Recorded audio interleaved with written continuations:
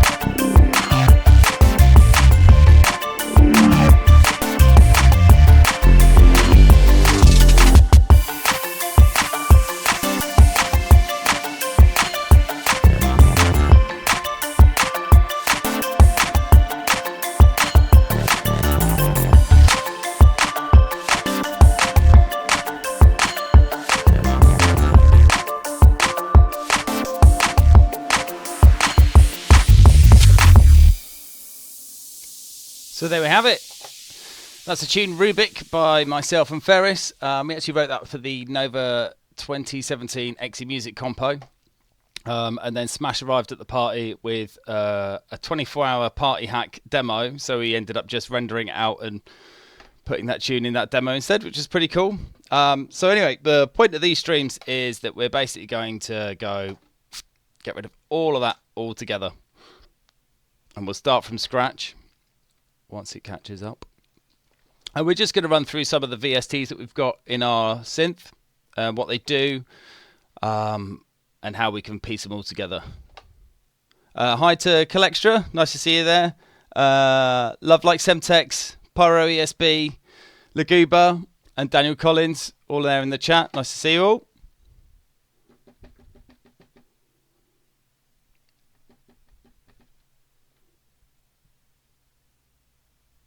It hasn't crashed, has it? That would be a really bad start, wouldn't it?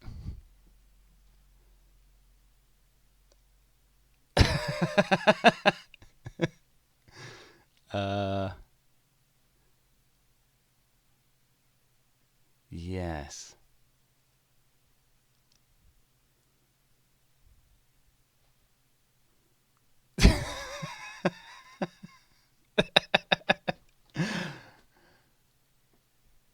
I'm sure it's just working something out, right? Ah, there we go. See, patience is a virtue. Right. So first things first, let's clear this up. So all we've got is our one MIDI track. So there we go. It's closing down Rubik. It was such a huge, massive amount of stuff in that tune. So we're not really sure what style we're going to go for. I guess we'll just plug in some synths, hint some notes, and then see what happens. First thing to start with, I guess, is probably a synth and some notes. So give us a feel of what we're going to do. So we're going to start with this one here called Slaughter. So you just drag that on there. Now Slaughter is a subtractive synth. And it has 3 oscillators, as you can see here, 1, 2, and 3. It's got a noise in there as well. 4 filters, low pass, high pass, band pass, and notch. An envelope for that filter, obviously an envelope for the main output as well, and a pitch envelope as well, which is quite handy. And some unison controls down here as well, which helps spread it out and make it nice and wide. So fabulous. I hope everyone can hear that okay. Let's just do a quick level check. Fabulous. Great. Well, obviously it sounds pretty rubbish just like this. So let's just not in here and just, oh, that'll do. Just get a little 4-beat loop up. Let's put that to one side. Okay. Okay.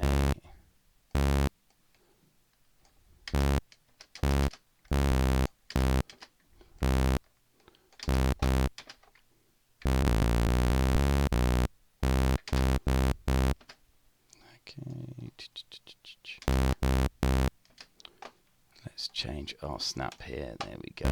It's better.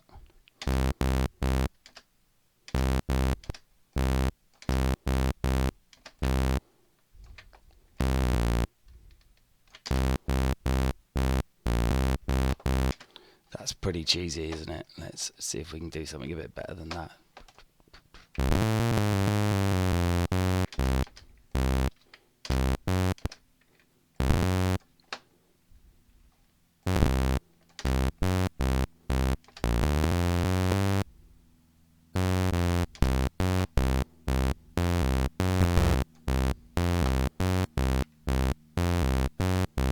Yeah, well, that'll do for a start. We'll probably end up, let's go for a garagey vibe then, I think. Probably about 135, 130 we'll start. Okay. So let's just grab our synth here. And that's sounding pretty terrible as it is. So let's just... Okay, that's a bit better. We'll just filter some of that out. Bit of noise. There we go. Right. So let's add a second oscillator, but let's just detune that slightly with a of fine tune.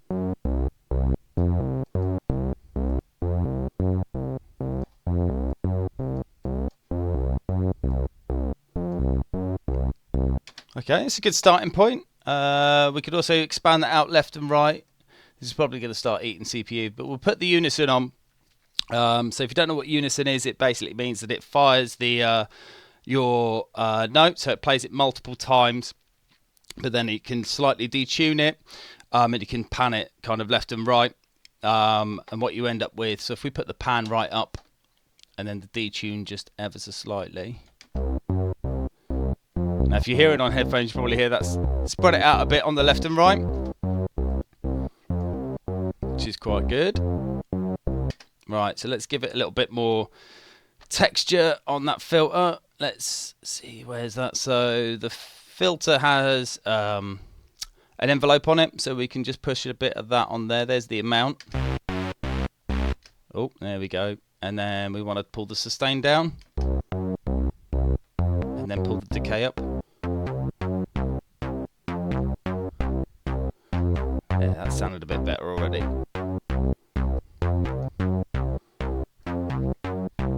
So that's a quick introduction to our subtractive synth. Now, as I said, Wavesabe is an entire collection of plugins, and they can all be added in or thrown away, however we see fit. So we're not locked down. If we use an old synth from yesteryear, we can still use it. If we want to throw them all away and create a whole bunch of new plugins, we can do just that. So I think for this one, we'll put it through a bit of a down sample and hold, which is like a down sampler, which is here. This is our crusher. So that's on full wet at the moment. So if we do the horizontal, which is the let me think. Horizontal is the sample rate. So obviously at maximum, no effect. But if we start pulling that down,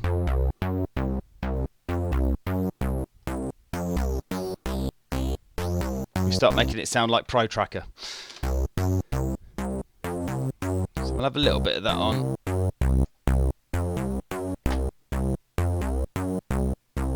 Brilliant. Okay, so that's our bit crusher. The other thing you could do with this is obviously crush the bits.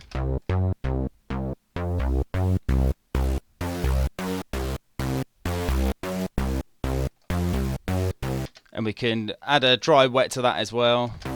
So we can just add a little bit of crunch. But I think for this we'll go for the horizontal.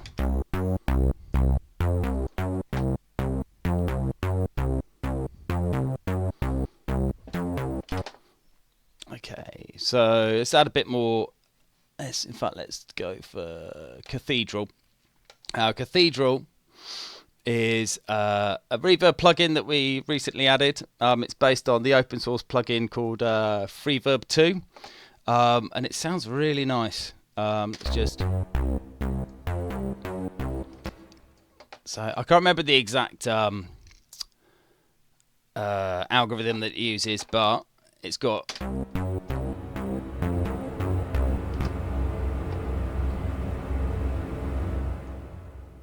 which is quite nice. It's quite handy to have that kind of control over the reverb. We've also got a low cut and a high cut EQ on the output of that as well. So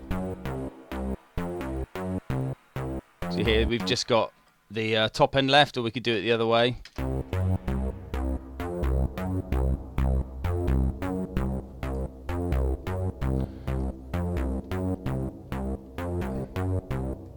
Down a bit.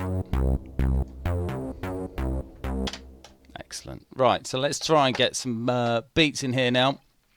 First thing we're going to do is actually find some samples. Let's have a look. No. Samples.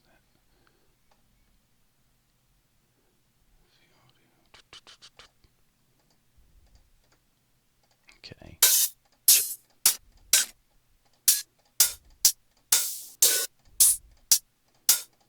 Excellent. That one will probably do, and that one. Let's get those two. So Obviously, importing samples as 44 kilohertz 16-bit WAVs into a 32K or 64K tune is obviously not the done thing. So what we're going to need to do with that is break it down into mono.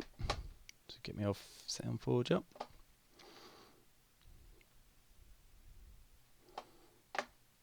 Excellent. Right. Yep.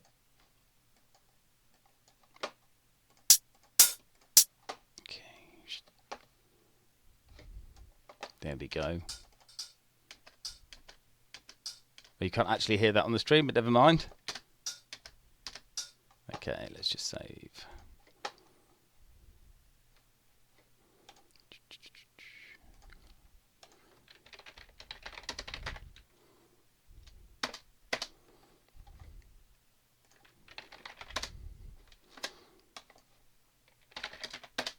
So it's important to keep your original samples in case you ever need to come back to them. So we'll get rid of that one.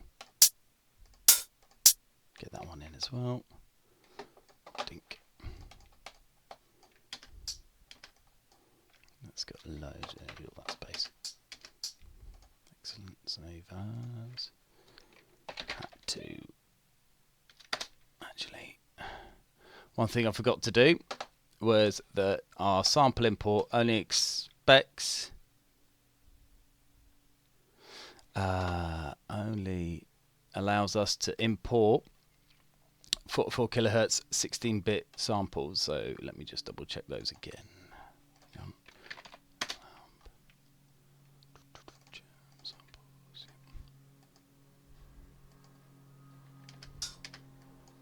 Let's clean that up as well. We don't want all that on the end. So we need to make sure that that is 16-bit. Excellent. And this one, bit depth. Yeah. Excellent. That's a good point, Lagoob. Yeah, it would be easier to do that in the plugin, except we're a bit slack on those kind of things. So next we're going to see Specimen, which is our sampler plugin. So it's got a lot of the kind of functionality you would expect in lazy coders, exactly. So with any luck, this should load without crashing or falling over in any way, shape or form. In fact, before we do that, why don't we just quickly save our live set? Yeah, that'd be a good idea. Jam. There we go. So we can come back to it if everything goes to pieces. Jam. So let's load our first sample in.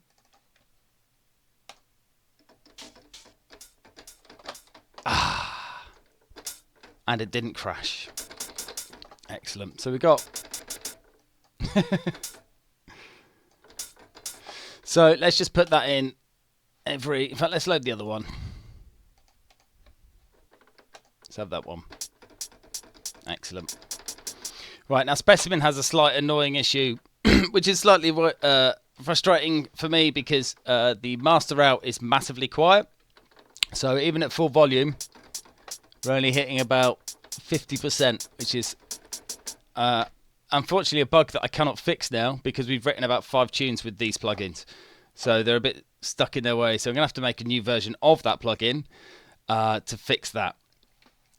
So what we can do here is we'll chuck in Scissor, which is our distortion plugin, and we'll just drive that up a bit. Excellent. Right, so let's chuck that in. There. There. Come on, and there.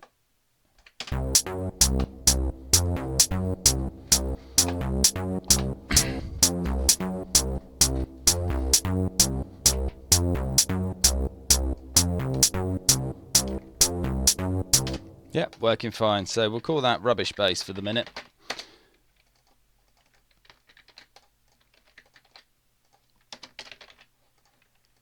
And we'll call that spec hat. So I know it's a Specimen hi-hat. Let's get rid of that. Yeah, I'm not sure I'm loving that bass line just yet, but we'll get onto that. Okay, so the next thing we want is probably a nice chunky garagey kick. I've got some here somewhere. There we go.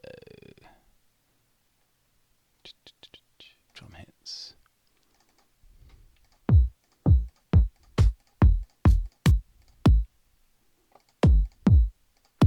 That one sounds good. Right. So through the same old process again. As Laguba's right, it would obviously improve the workflow if we handled all this inside our plugin, but unfortunately we can't. Okay, that sounds pretty chunky. Kick.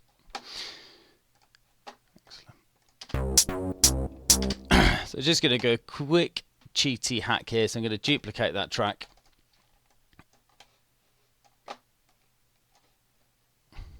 And then just go there and there. Play that.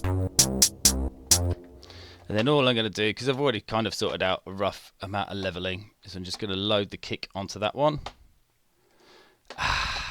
Or maybe not. That's right, Daniel. Yes, always samples for the drums.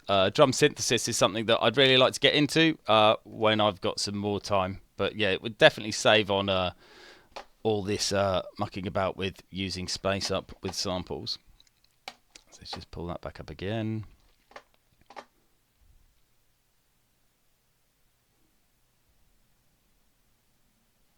Okay, process, bit depth, back to 16 bits, save it over the top.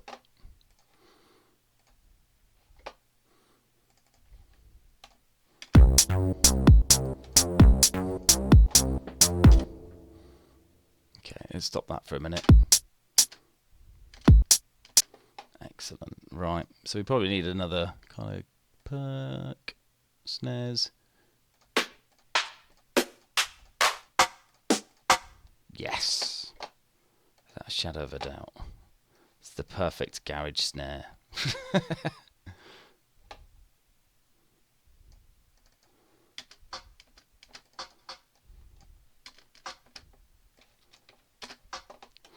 So I'm also just going to put a fade on that. Yep. And then again, process it to 16-bit.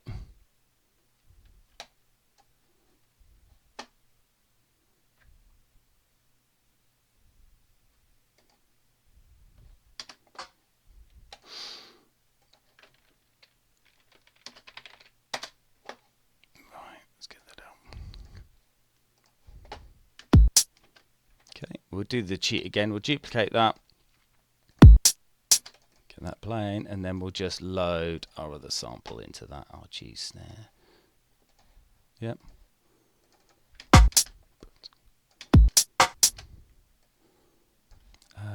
So for ultimate garage shuffle, we're going to go for a triplet.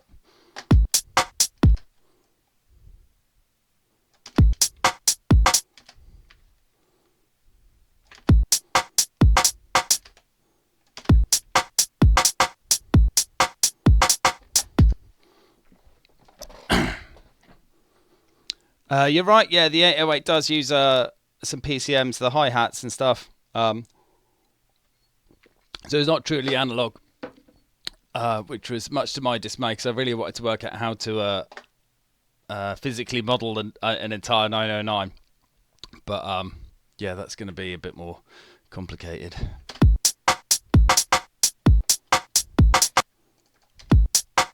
Okay, let's get some more funk on these drums. Let's rename these correctly as well. Kick. Move that over there.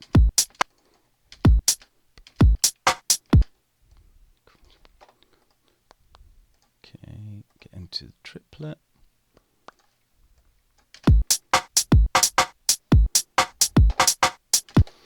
So let's duplicate these out so they're a bit longer.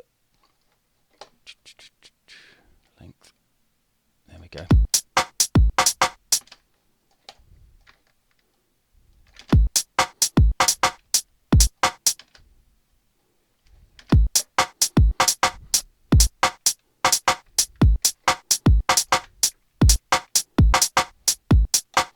Okay. Hi-hat's fine. Let's double this one out.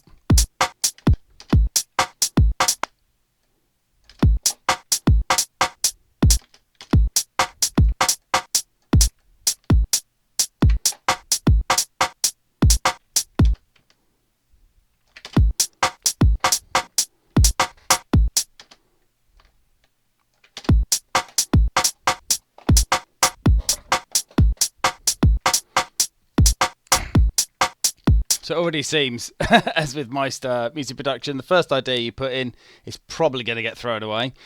But it ends up sitting there in the project until you decided to tidy all this kind of stuff up. Okay, so that's 3 actual samples that we've used so far. Now the added bonus is that I could actually resample those down to 22 kilohertz to kind of half the size that they're taking up in a 64K intro.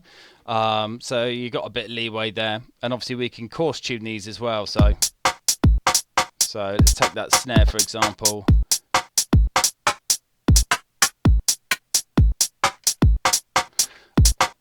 We could also put loop modes on these.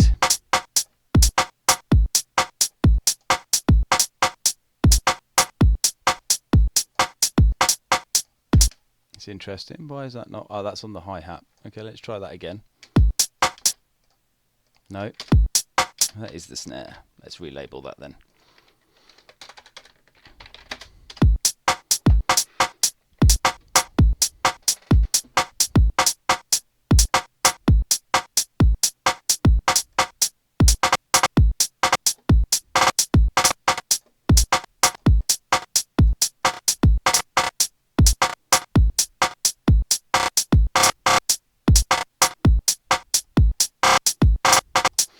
So yeah, just as an example, it probably doesn't sound very good on that sound, but there we go.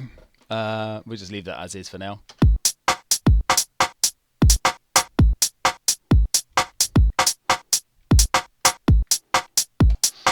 Okay, so I reckon let's go for some paddy business, some chords of some description. This might work out a bit better then. Let's go back to our plugins. Let's use Slaughter again, because it's the one better for pads and stuff.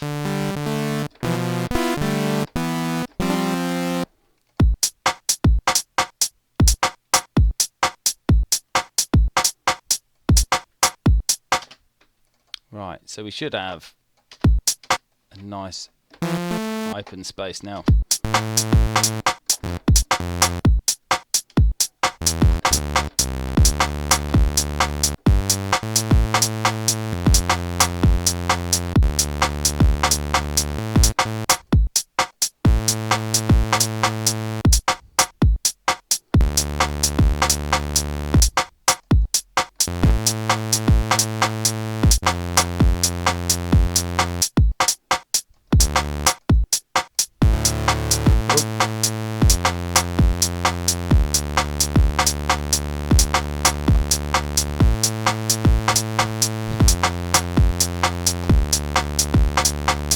Okay, that's starting to hurt my ears in the headphones a bit. Let's turn that down a touch.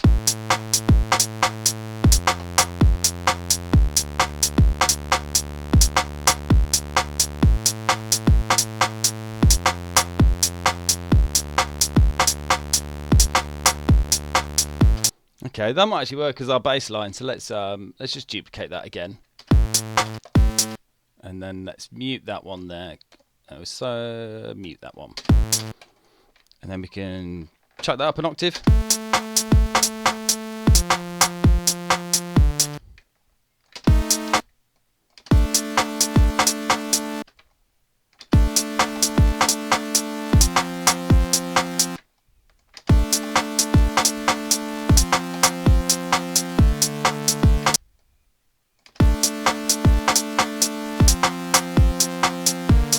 Ooh, that's not good, is it?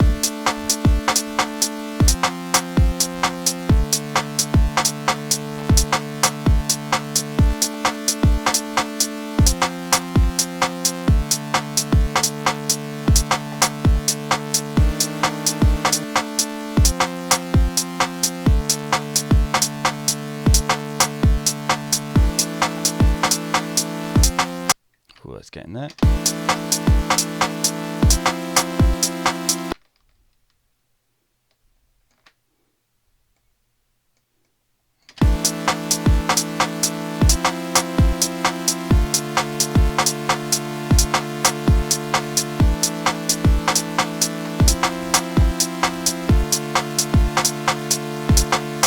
Right, let's double that up.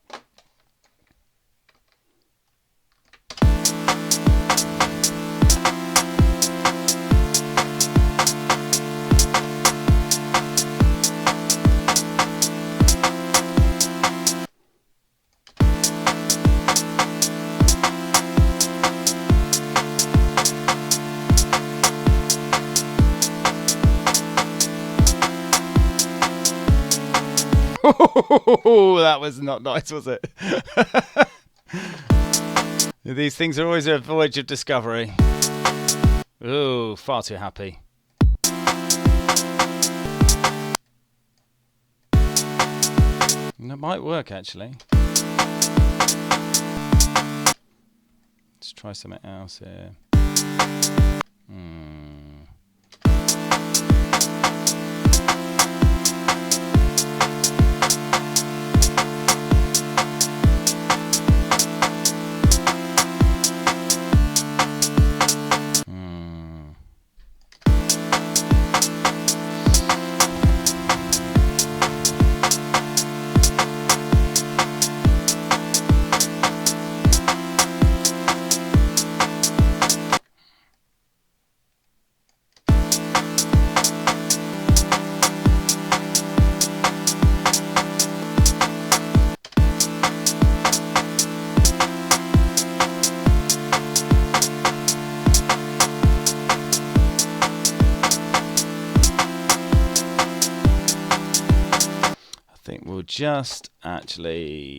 Just for now, otherwise we could be stuck here for ages.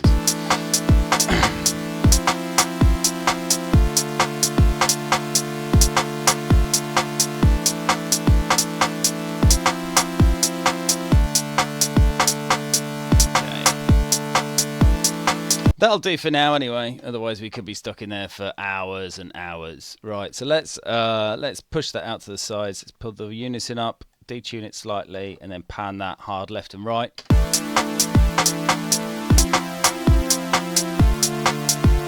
Bit of noise. Maybe try. I suppose I forgot to mention that the oscillators in here are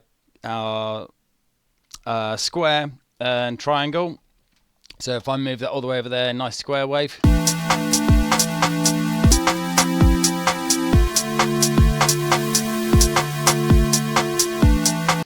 It's also got pulse width on that, so you make it sound proper C64.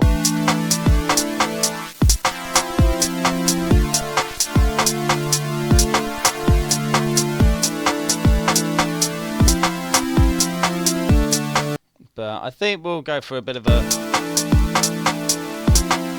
more of that.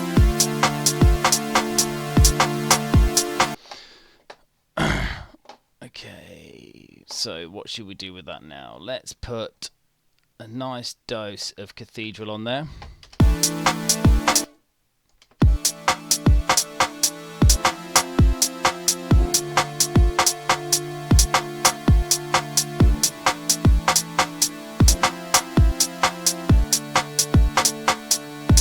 The other thing we're going to do with that actually is let's put a bit of wobble.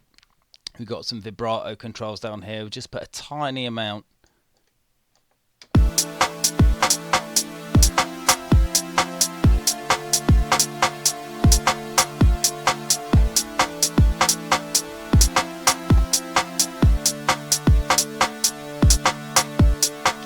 Yeah, there we go. That sounds a bit nicer. Maybe we could also put a nice... Yeah, let's do some filter movements on this. So, nice and low. And then we want to put a bit of that on. And then slow attack.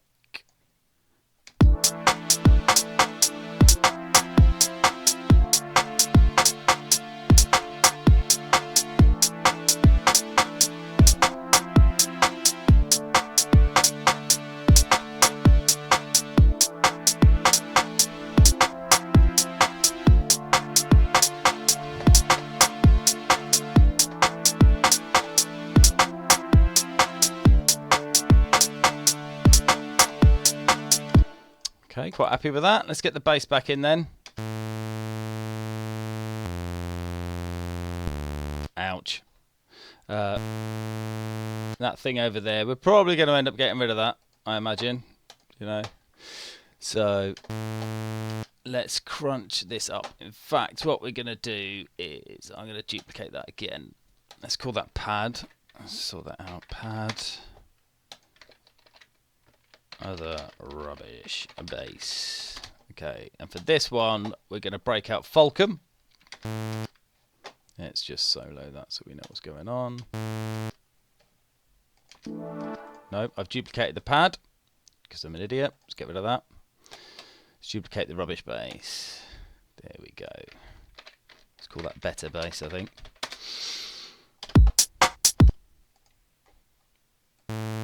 Excellent. So we'll get rid of Slaughter. And we get Falcon on the go, which is our FM synthesizer. I don't really know how best to explain this. Because this one's more of a voyage of discovery, because I don't know that much about FM synthesis other than the fact that it kind of multiplies and frequency modulates stuff until it sounds weird.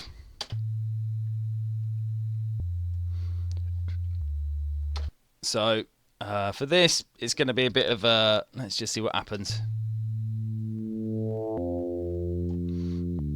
I think the best way to explain it is that there's two oscillators and one affects the other, and it can also feed forward or back in some way or another. Both got their own separate envelope, so the master output's got its envelope. So let's just check that that's still working. Yep. So that one there is obviously the master envelope.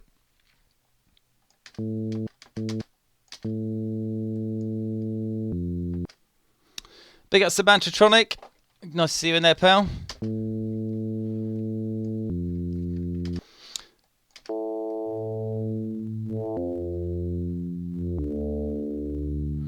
So that's the feed forward. So let's get some decay on that.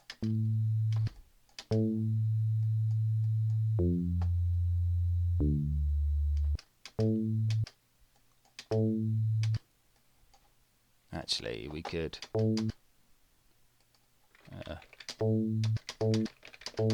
let's go and play with that bass.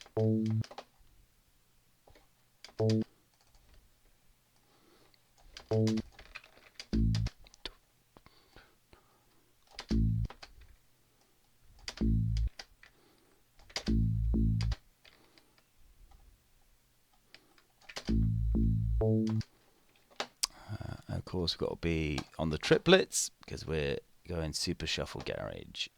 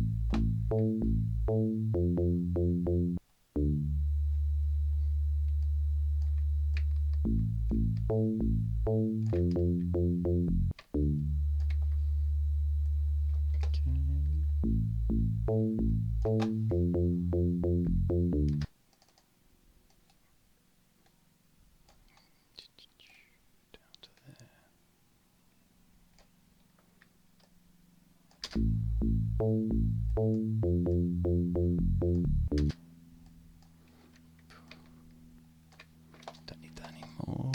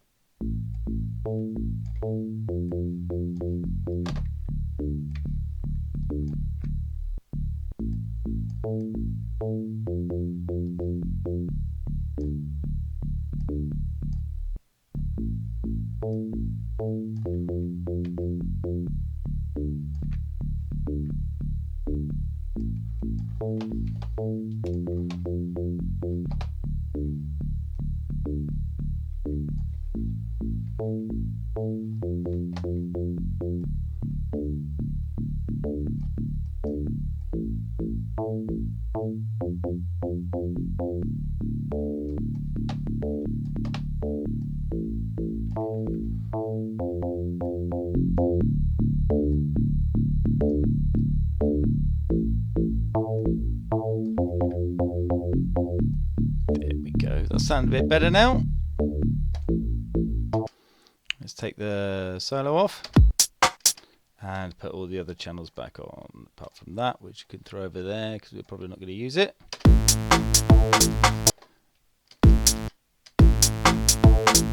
Which one's that? Okay. It would be helpful if I labelled things up correctly in the first place, wouldn't it? Because that is actually the pad, which needs to be on, and the rubbish bass needs to go.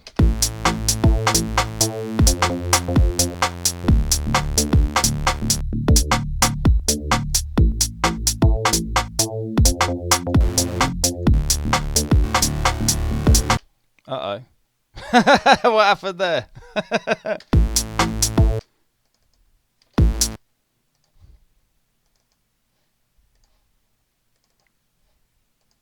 Oh, we lost our pad somewhere. Where did they go?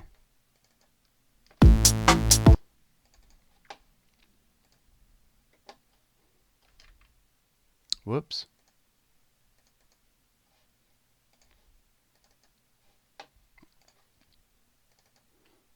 Oh, so it looks like we've got to make that again. How did I manage to do that? That is slightly frustrating. Okay, that's a shame. Well, let's just do that again then.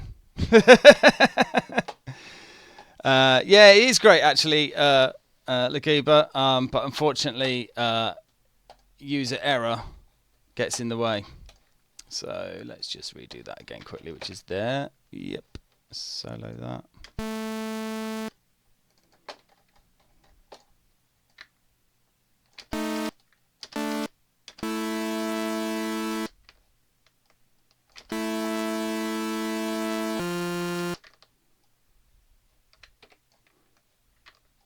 They might turn out better this time anyway.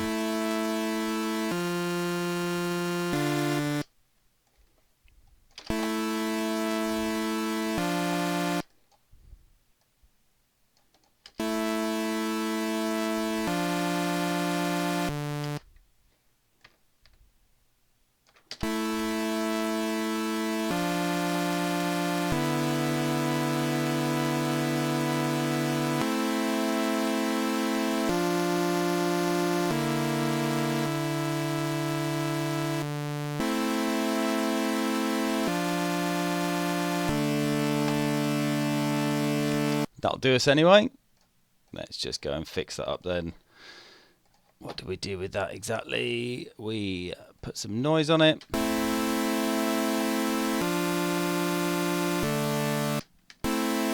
That might just be my levels, to be honest, mate. Let's have a quick look. How are we doing? Yeah, it's probably me. It could also be the encoder, to be fair.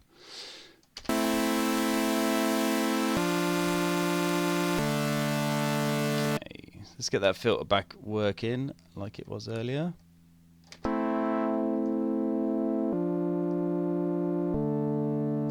Slow attack.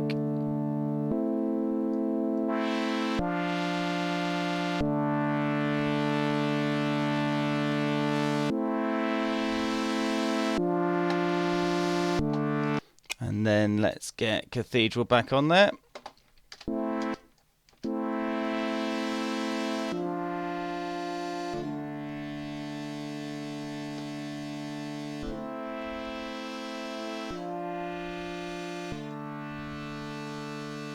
And the unison again, detune.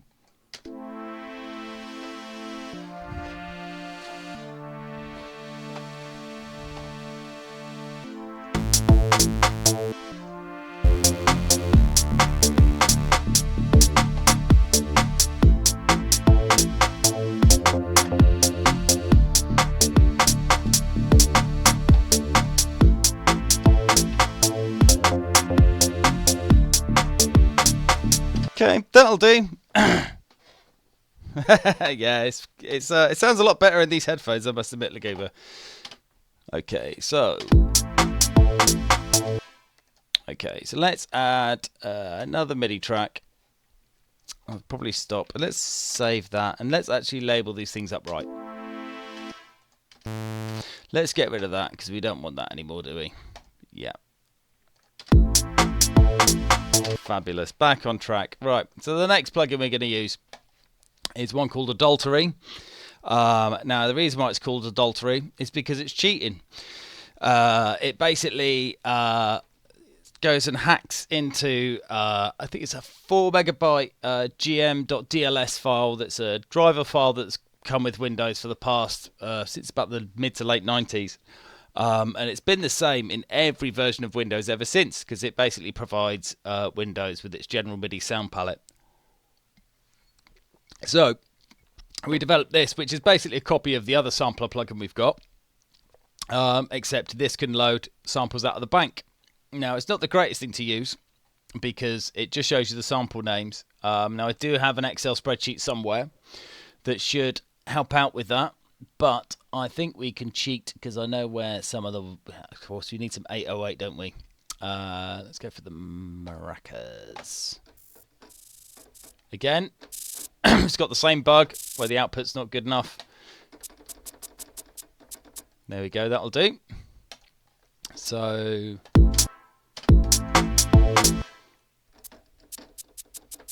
there we go. Let's also double the length out of this one. We just add some extra layers of percussion on top of that because it's sounding pretty sparse still. Again, 16 triplet grid because we're Super Shuffle Garage.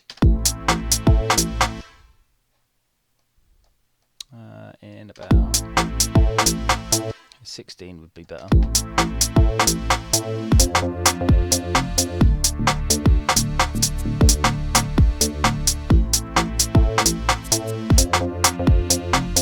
Go, that's doing the trick. Let's get some control on that.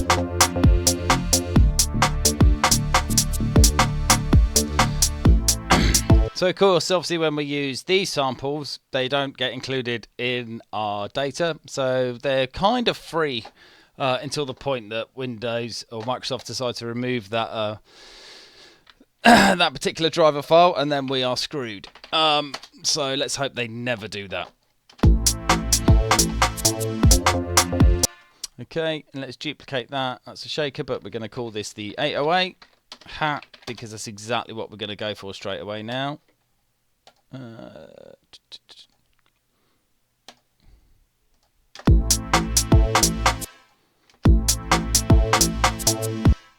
Okay. Yeah.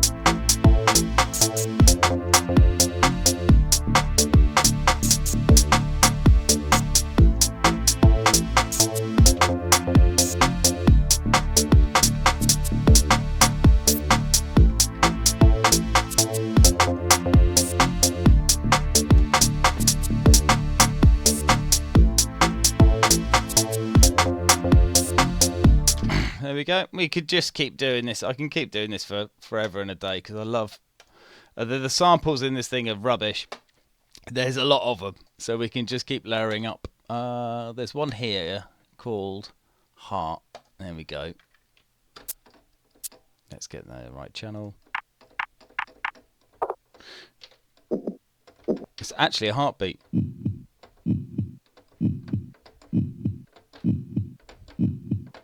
Really low quality one.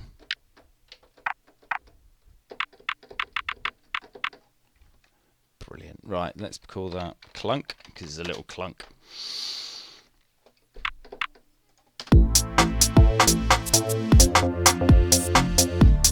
Let's get it playing.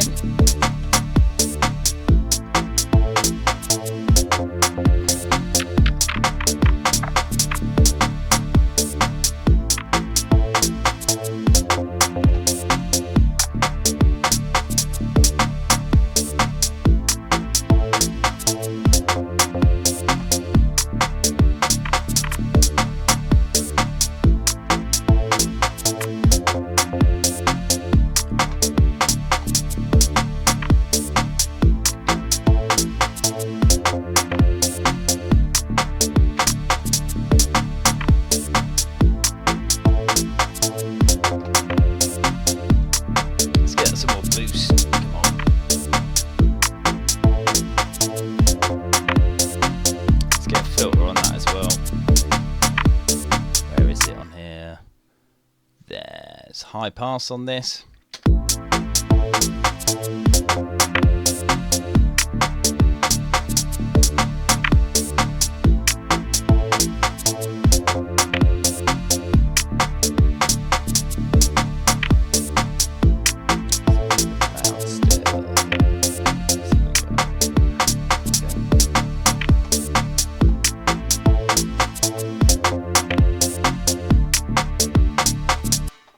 Okay, and the last thing I want out of this, we'll copy it from the 808. Let's duplicate that. Is the clap, which is actually quite handy. Let's get that up and running then. Where are you? I know that the clap is under H, because that's exactly where your clap should be, under the H.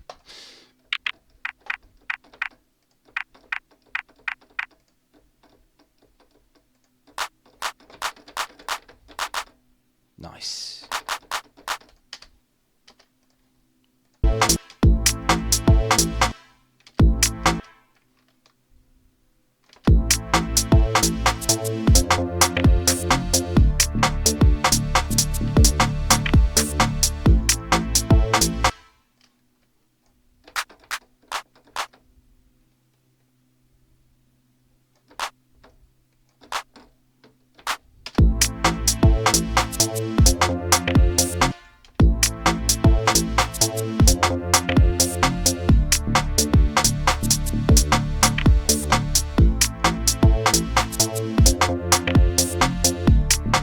Can't hear that at all, can we? Where's it gone?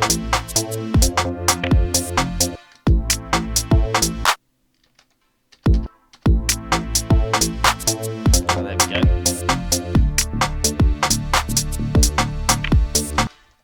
Okay, let's duplicate that one in there into there as well.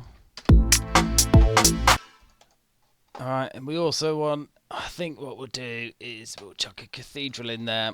And get some pre-delay on this, which is a really nice feature. Shout out to Atomic Sinister. Thanks for joining.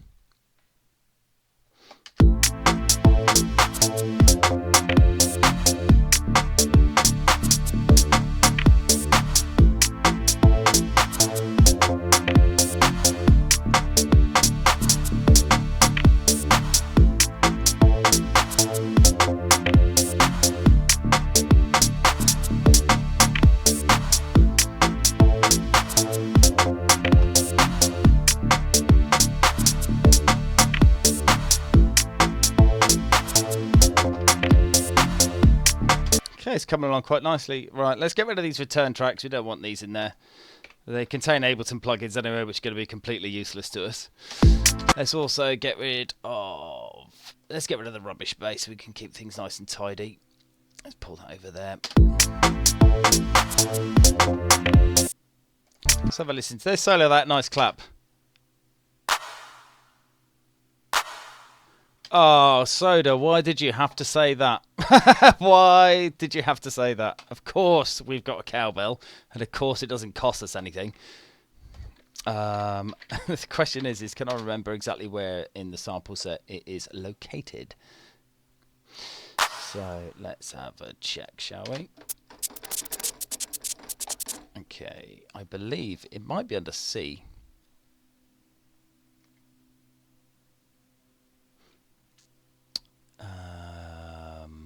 Let's see, it's here somewhere.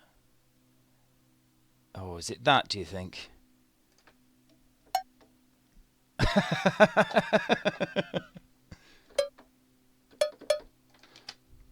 Okay, so we got it now. There you go, you got your more cowbell. So let's see where we're going to put that.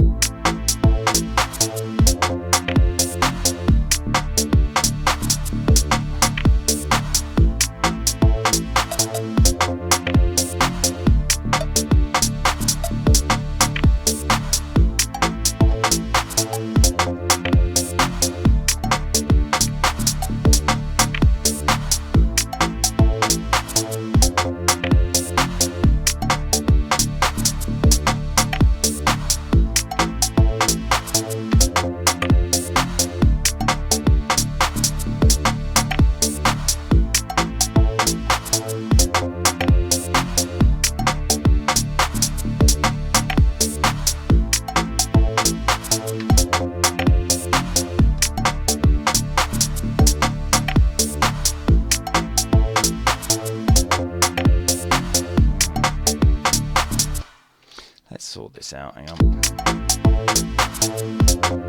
On every beat. No, it should not. Logicoma. Yeah, there we go. Let's copy that over there.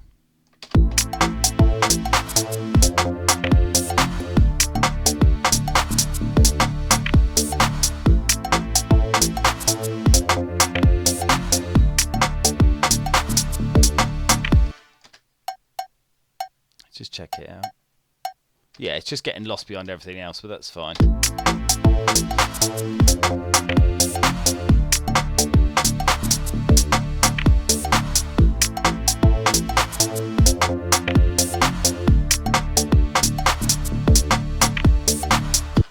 Okay, so I reckon let's go and get those pads and make something a bit more organy. And then let's make sure we're not breaking this again, like we already have done once today.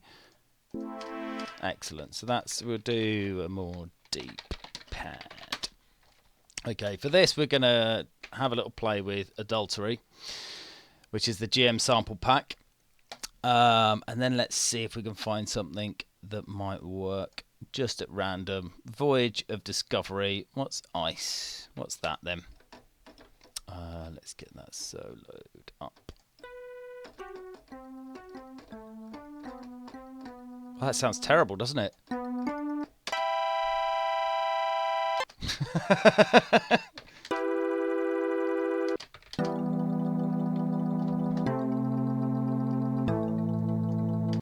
That's also not in tune, is it?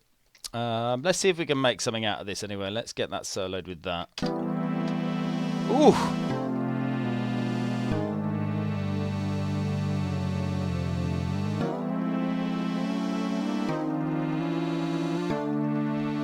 Yes!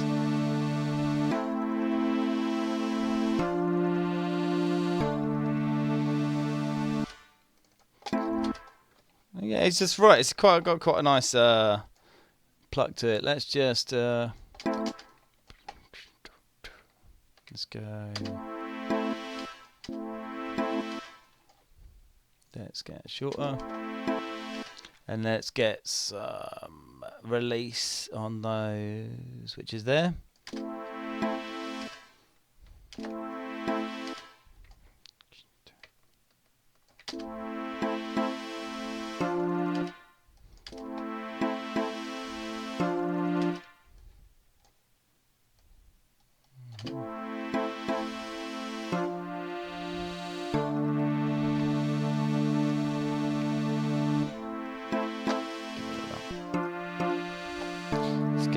get it all going, come on.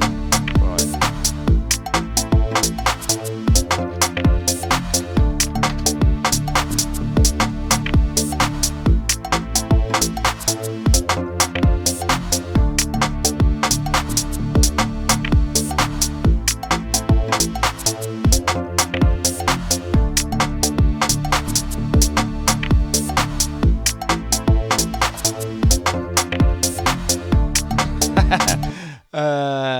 Yeah, I mean, I wouldn't call them nice pianos. They're quite hard to work with. They do exist in the GM set, but we might use. In fact, we might try and pull that one in a minute. Just a low note on it or something. But let's get these plucks finished first. Okay, shuffly.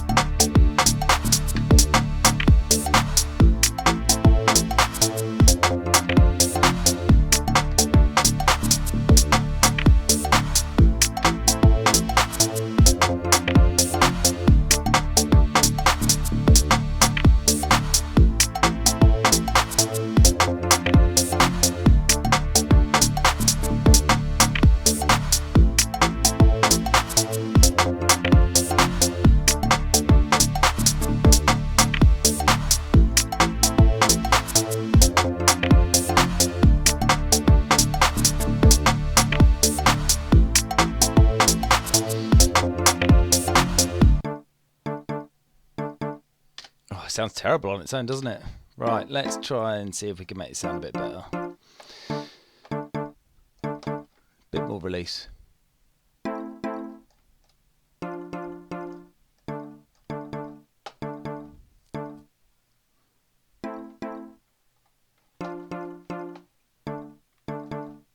Get some echo on here. So we haven't used the echo plugin yet.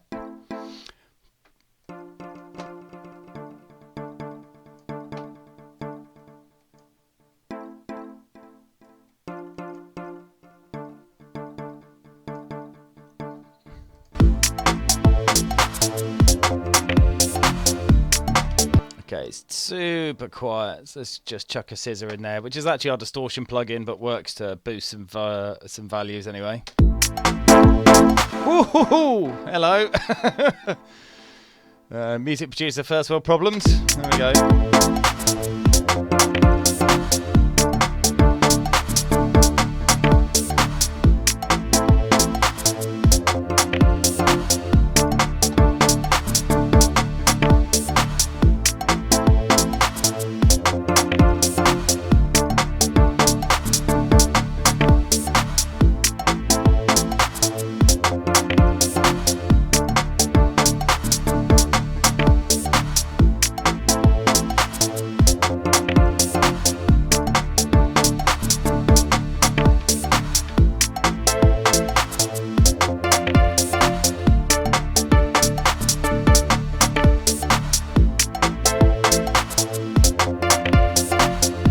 Yeah, not a bad suggestion there. Let's just try and pull that back a bit with some envelope.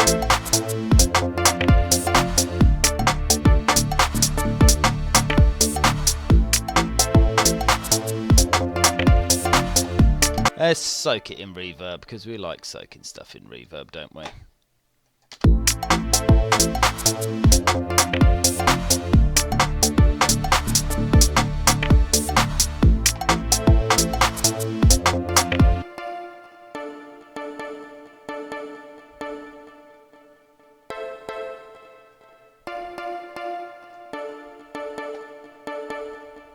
Yeah, that's better.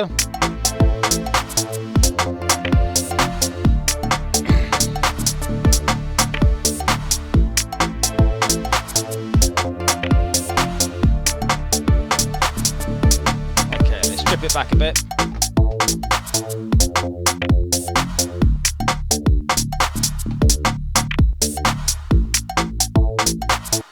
Maybe a few more bits of percussion here and there, I think.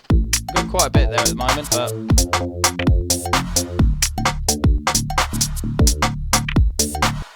that... where's that heartbeat thing that we had? Clunk.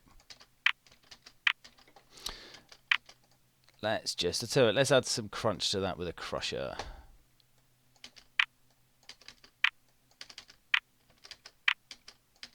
Nope. We can do that on completely the wrong channel. So let's just try that again, shall we? There we go. Where's our crusher? There we go. Nice. It sounds proper. Ugh.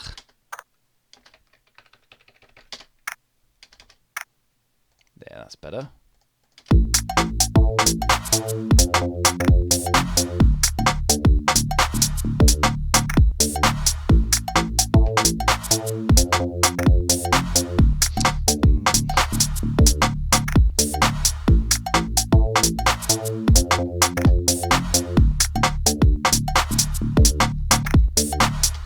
Maybe we try and grit up our bass line a bit more as well, actually. Let's get our disgusting scissor on that as well.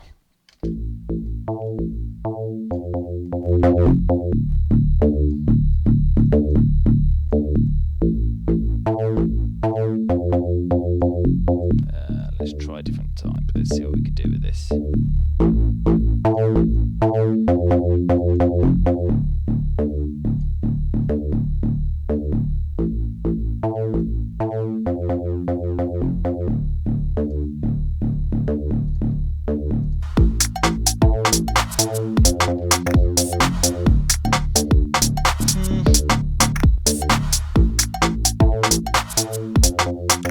Just need to turn it up, don't we? Hang on.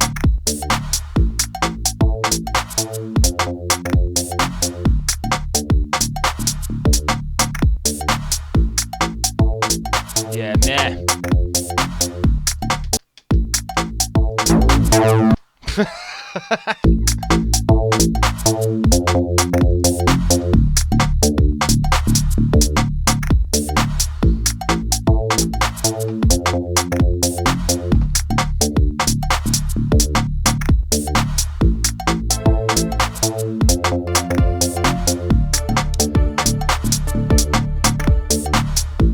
Yeah, Laguba's got a point there. That bass will probably go with a bit of a crusher. Horizontal.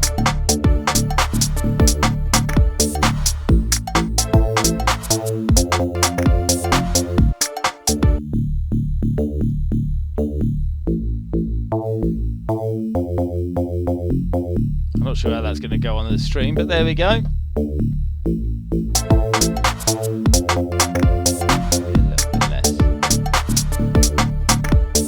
That'll do us.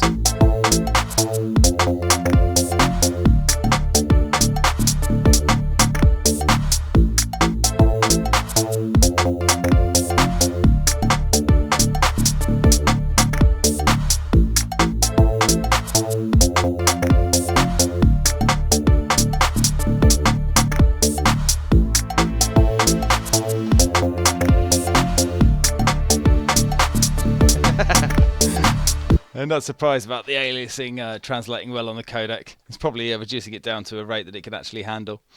Right. So the question is where do we go from here? What else do we need in here then? Strip it back.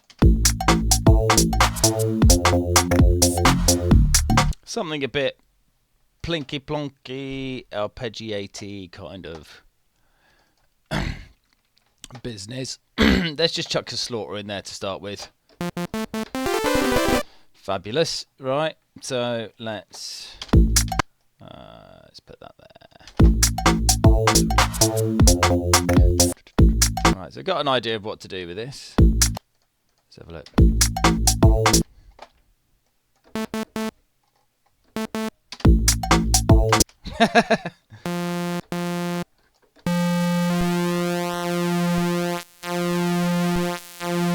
Or proper C64 bass.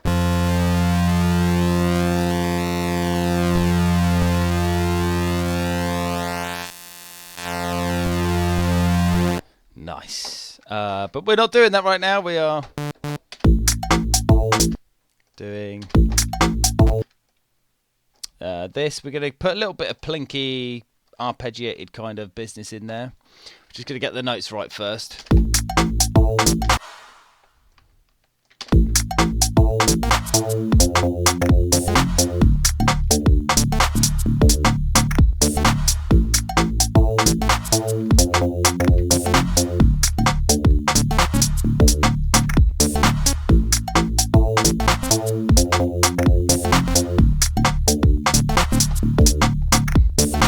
Something like that.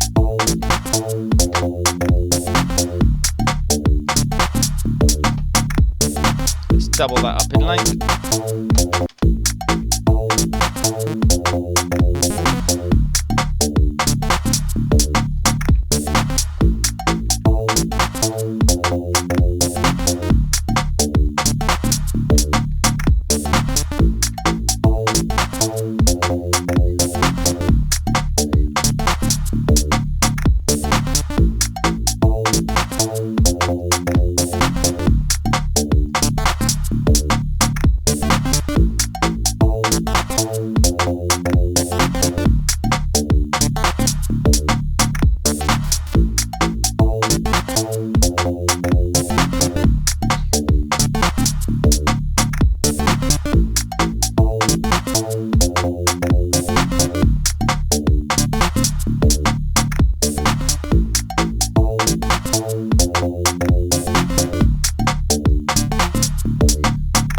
Okay, let's try some pitch envelope on this one, which is going to be down here on Slaughter.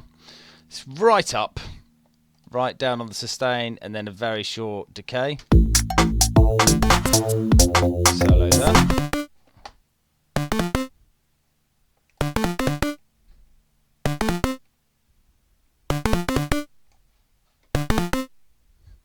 Got a very C64 synth style sound there, but that'll do us nicely, I think.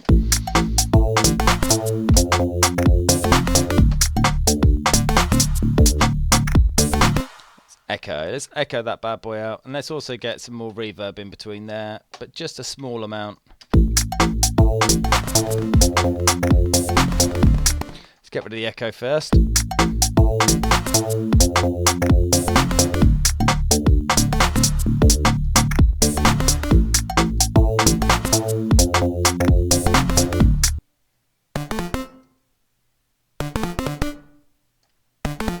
Bit of pre-delay.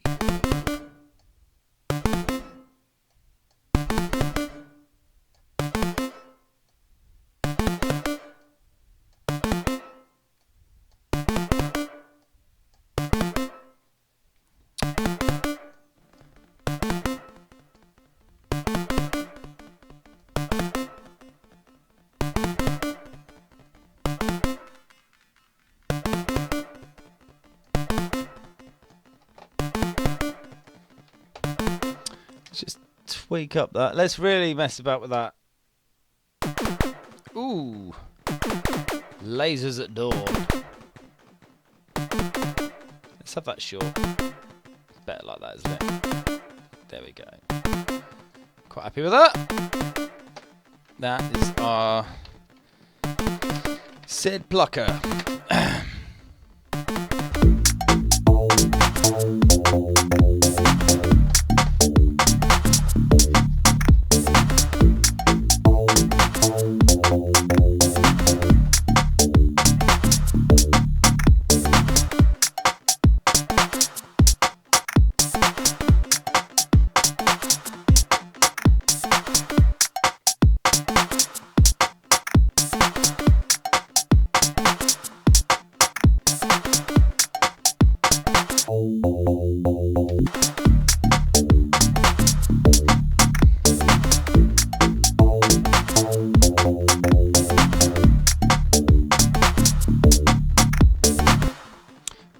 Right, well this is coming along quite nicely. I think we probably just want a few more little drum percussion elements. So let's have a little look what else we can totally thieve from the GM DLS. In fact, before we go any further, let's get that original snare.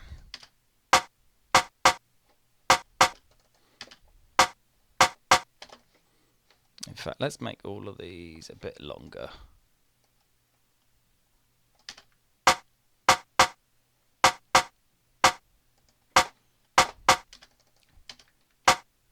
I wonder if we can get away with cheating with this, actually. Let's just see what happens if we put that right up the register there.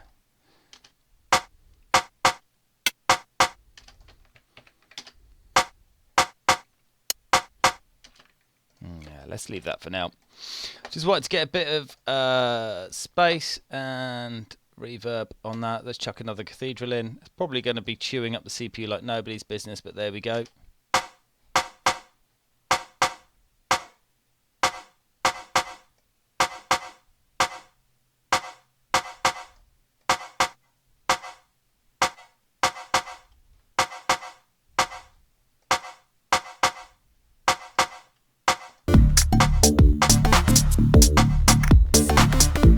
Bit much on that.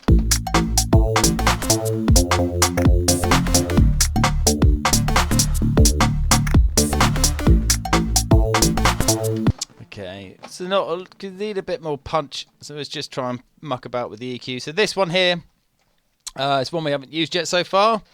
It's something called Leveler. It's got 3-band EQ and a low cut and a high cut. We're going to obviously be making a new version of this at some point, because basically those low cut and high cut filters are always running, even when sometimes you don't want them to. We've also got a master level here as well, so let's just focus in on that.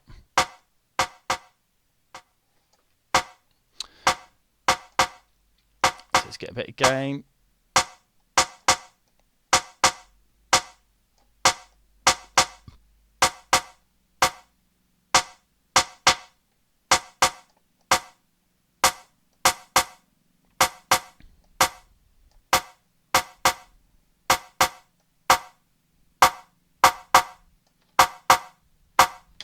Okay.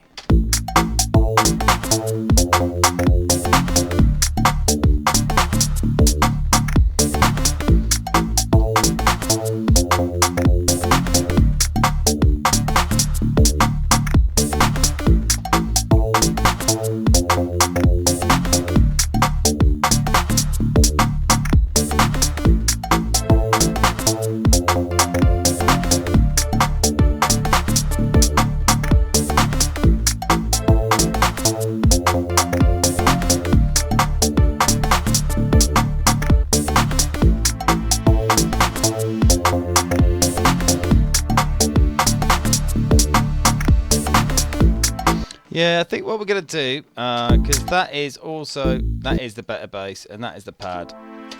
I want a more kind of deeper, just kind of low pass pad. So just make a copy of that one and stop playing with that one. There we go. Solo that. Okay, let's see what we got here. So in fact, why don't we just start again with that, but just use the MIDI. There we go.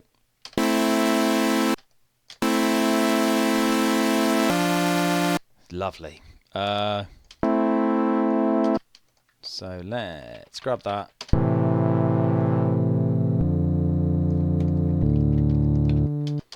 I might just put those to there like that, actually.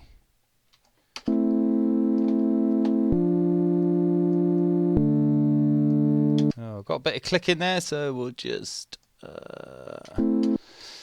let's deal with that in a way that we know how. We'll just pull those back a bit. Tiny amount of release and a tiny amount of attack.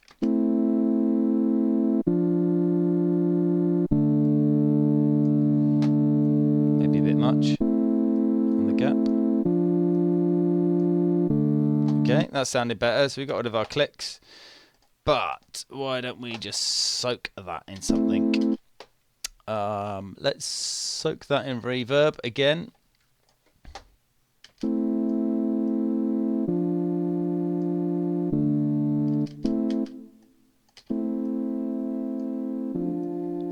Let's get some movement on it with some vibrato as well, actually, on the synth.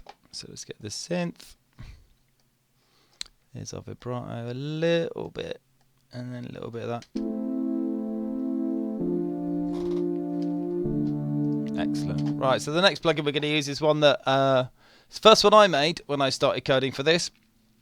It's called Twister, and it's a flanger and phaser unit, and it's lots of fun. And you can really break stuff in your ears if you're not careful with this, which I'll probably end up demonstrating by accident. So let's just have a little play with this. Put the feedback up.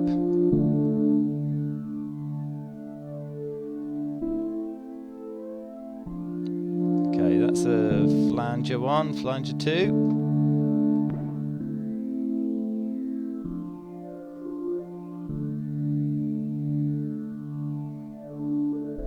Yep, and let's get the movement on that. So it's got flanger, phaser, plus and minus, low cut and high cut on the output as well.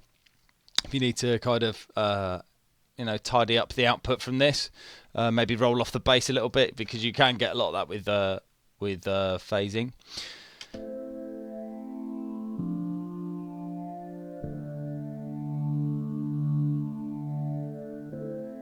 There we go. Let's see.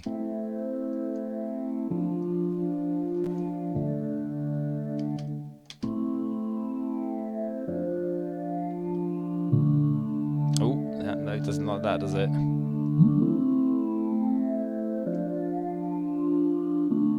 That's better.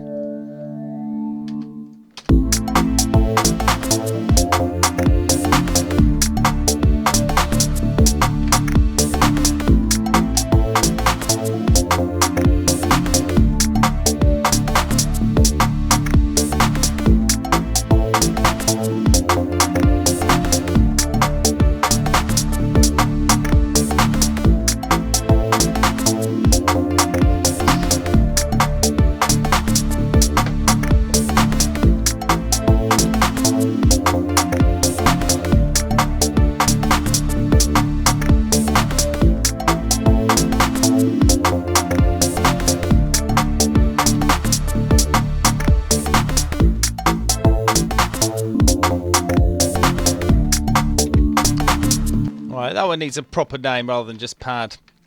I'll have to call that 70 space pad, I think.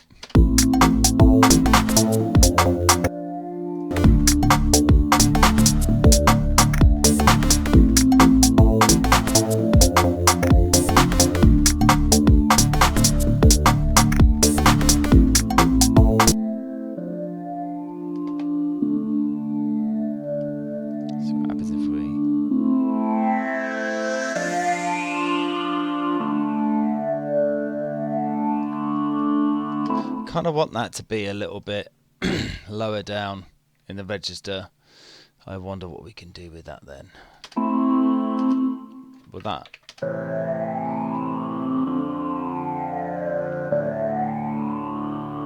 Let's just leave it up there for now. Sounds a bit weird down there.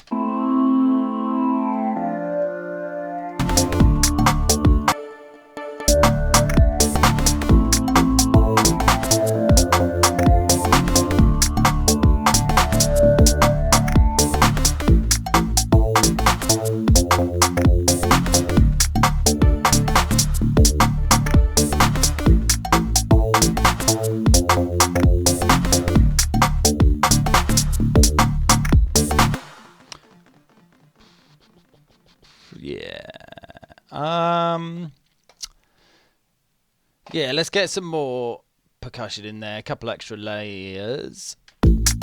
Let's get this one. Let's have a look then. What have we got? I think we've got some... Let's have a look. Glitch it. I haven't written my glitch plugin yet, Gopher, so unfortunately I can't. But it's coming. It's definitely coming. It's just working out how we're going to do it. Let's have a look. I think. Yeah, some maracas. That's what we need. We need some maracas, and we need to be on the right channel. Let's put it in reverse.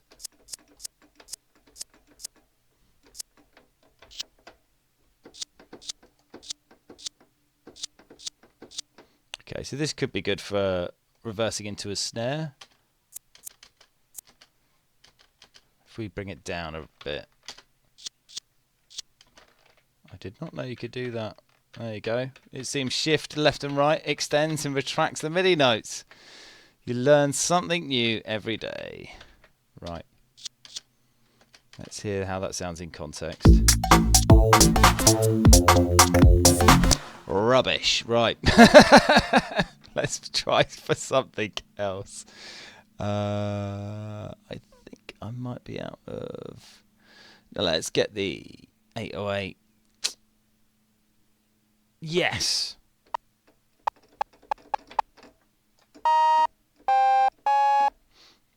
Is that the 808 cowbell?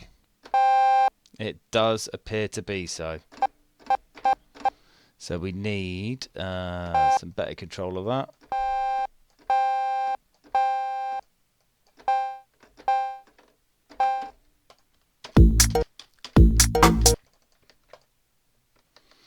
So that is the 808 cowbell. Sounds terrible there.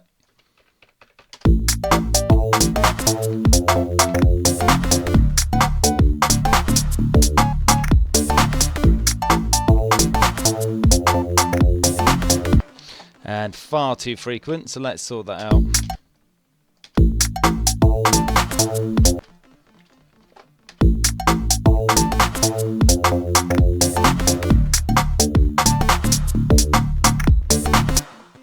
Yeah.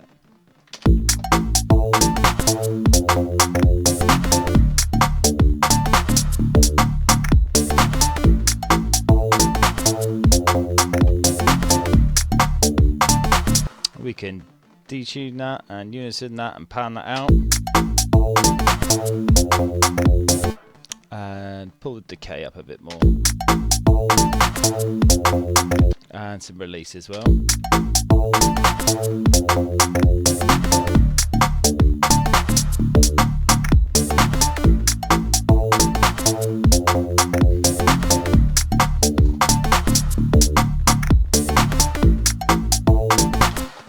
Probably some more reverb as well, because it's always nice. I should probably put one of these. In fact, we'll do that now, because we're going to end up in a situation where I have to do this later, and it will get annoying. So I'm going to add a return track.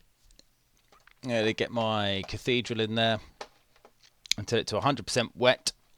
That's what she said. Which is terrible. And we'll put that up to there, and we'll call it CPU save verb, because our CPU save a reverb. Okay.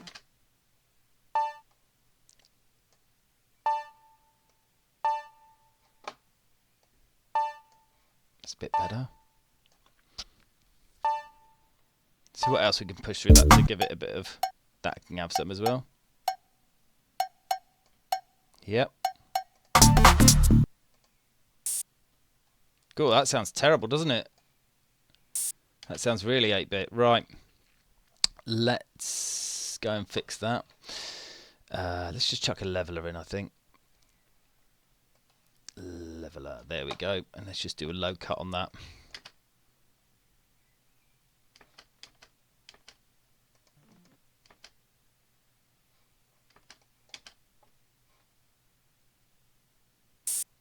Oh, that's why. I'm just not being patient enough.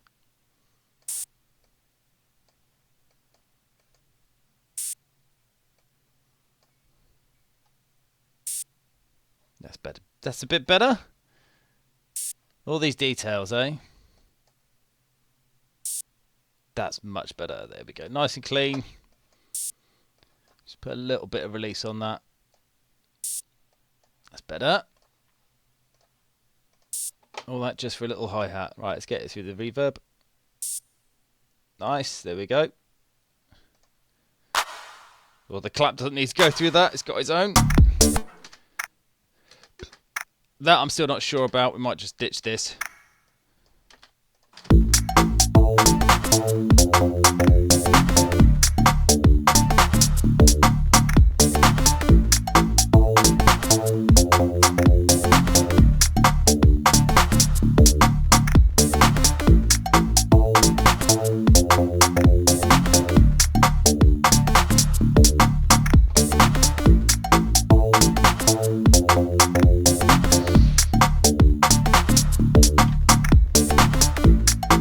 Okay, we've got quite a few layers here now. It's starting to get a bit unwieldy in session view. So if you haven't used Ableton before, what we're currently in is session view. So I can just, it's basically a really nice jamming session area. So you can throw loads of bits together that loop around. But ultimately, you want to write a tune with this.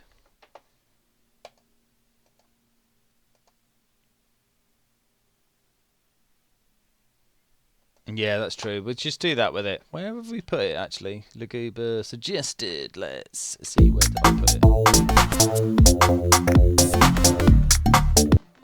Oh, it's there. Let's just turn it down a bit.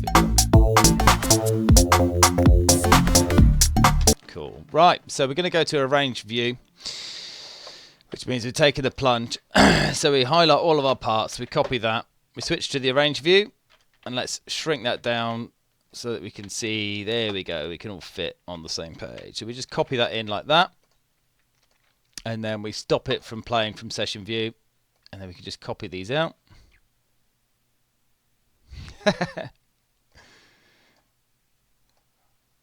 Okay, I probably didn't want to move them that far, to be honest. Let's try that again. Come on, if you can actually use the mouse again. Obviously, they're all color-coded in the fact that they're not color-coded at all. I will probably come back and sort that out. But it's really important to color-code stuff in your project, even if you don't have a set system for it. It at least helps you kind of visually see, you know, if you group all your drums as a particular color and all your bass as a particular color, it's a lot easier to see what's going on.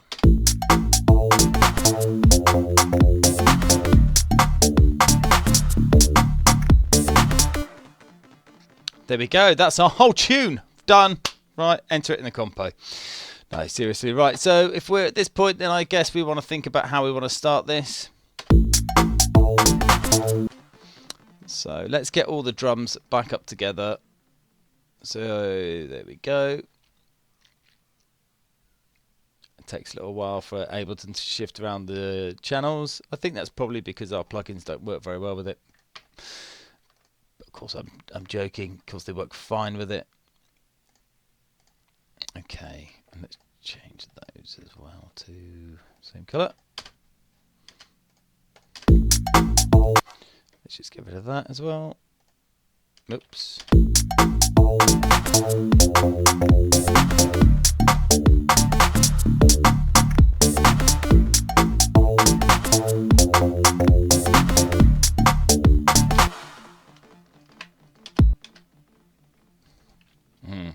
Now, where do we start? Right, let's have another listen.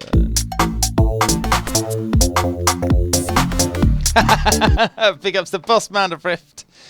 Yeah, that's right, it's not re-noise, it's far more advanced than that.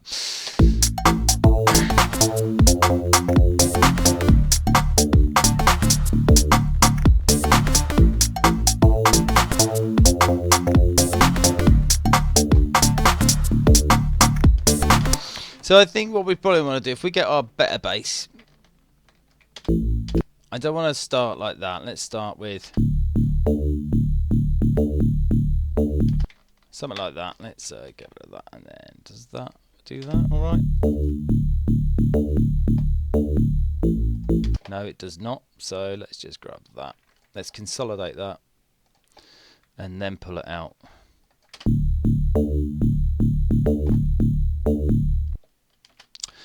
Or maybe not. Let's put the loop on. There we go.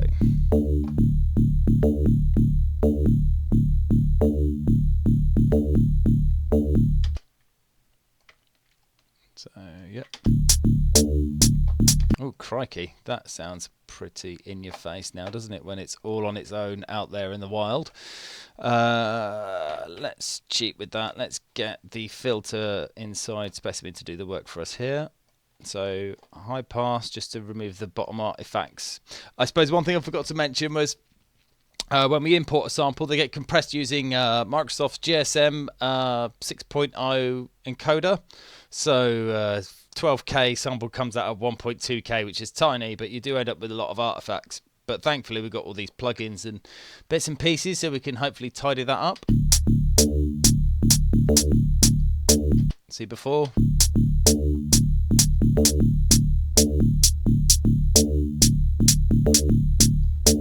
That's better, right? And let's also send a bit of that through. And just actually turn it down a touch. Okay, let's get that and the snare.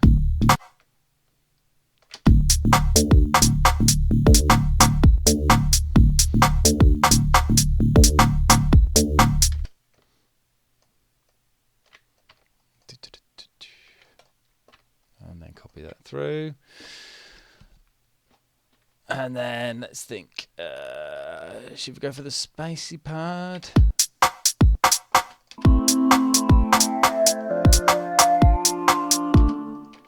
No, let's go for that Sid Plinker, because that was fun, wasn't it?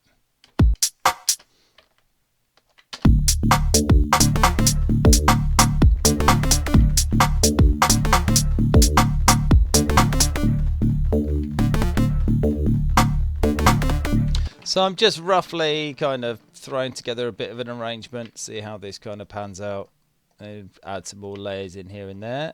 So 1, 2, 3, 4.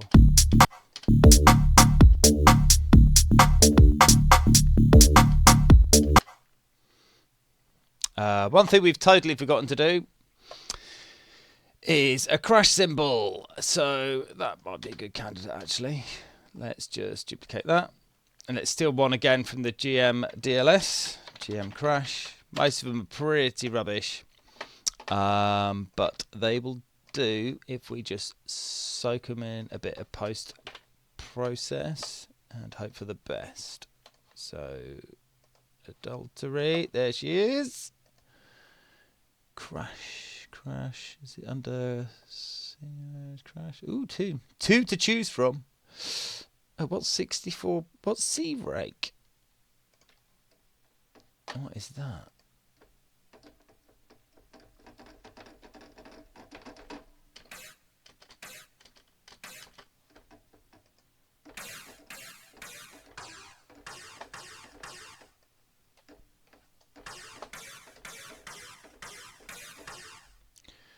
I have no idea what that sound is. It's bizarre though, isn't it? Let's try crash that. Yeah, let's try the other one.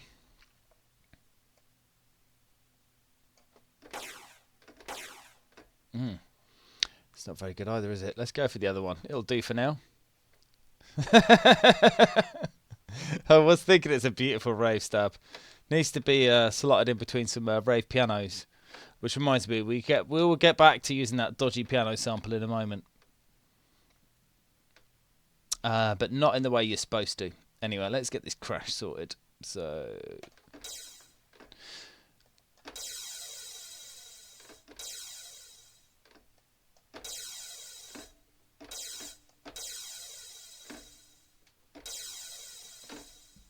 Okay. A bit longer. Okay, it sounds a bit rubbish on its own, but let's hope that... Yeah, it's far too long, isn't it? It's not bad, but it's not right. More decay. Yeah, we just want something nice and gentle here. We could put some noise stuff in there.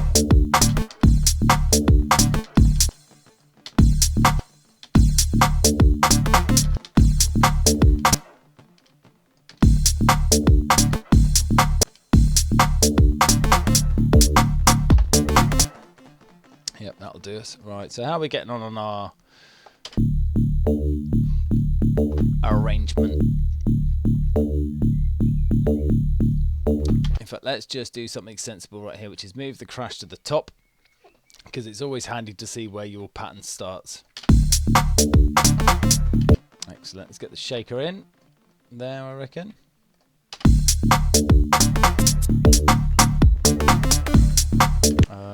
We don't need that again, do we?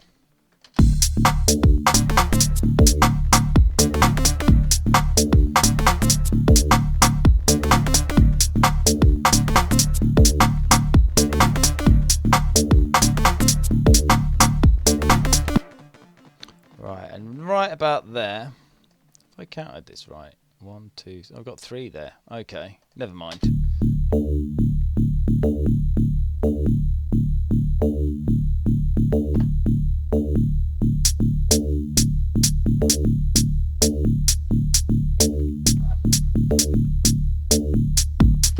In fact, let's just do that, shall we? Let's speed this along a bit more.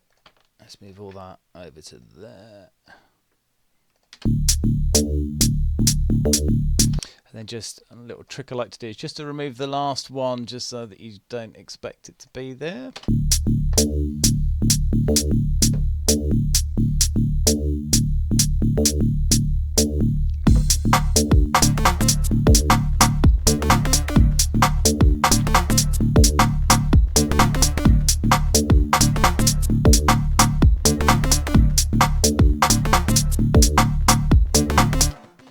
Yeah, maybe a bit longer. Let's do that one more time.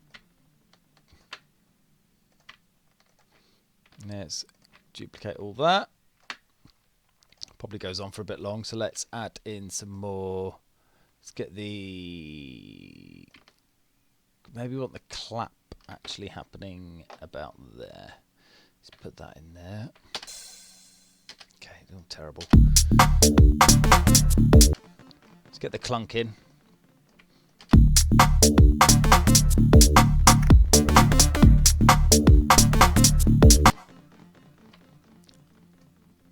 Yeah, let's get the clap there.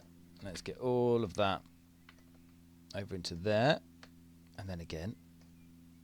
Oh, whoops. Let's try that again. There we go.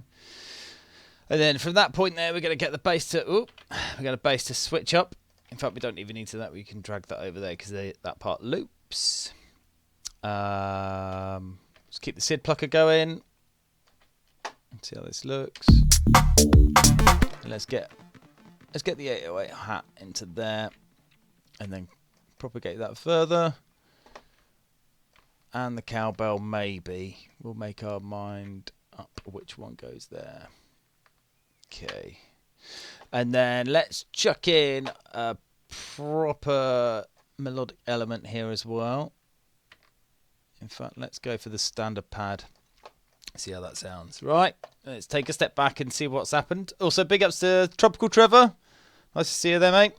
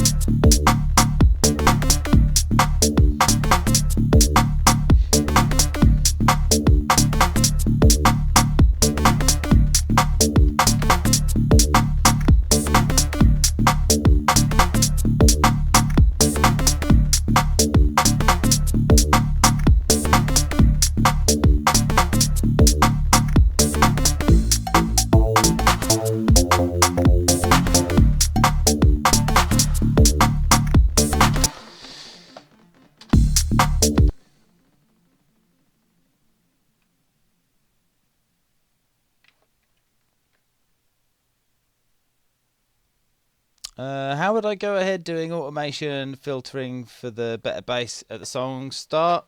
Quite simply, we haven't done any automation whatsoever so far because we've been in the session view. I'm just smashing stuff together. Let's see what movement we can get out of this bad boy then. In fact, Yeah, let's have a look. In fact, the one I want to automate more than anything else is this thing here, which is the SID plucker.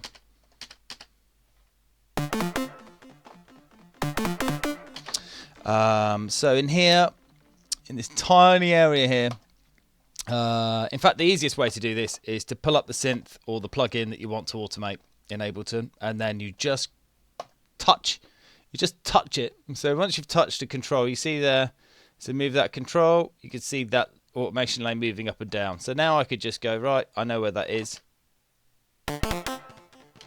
See, and that's the pulse width of the square wave. So we'll just put a little bit of C64 movement on there. We'll just do that.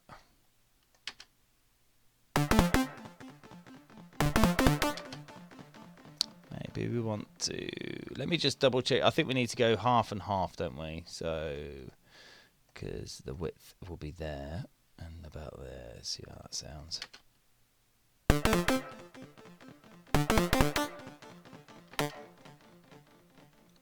There we go. Let's zoom in a bit. We can actually make this a bit bigger as well. There, that's a bit easier, isn't it? So there, about there, and to about there, and then this one, don't know, let's just have a look, just throw it in, see how it sounds. Oh, that's the second one I've just done now, so let's have a listen to that.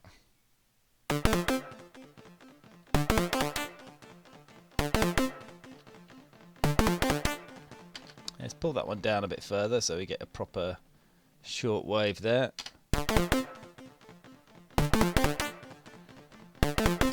There we go. So we can just duplicate that along now.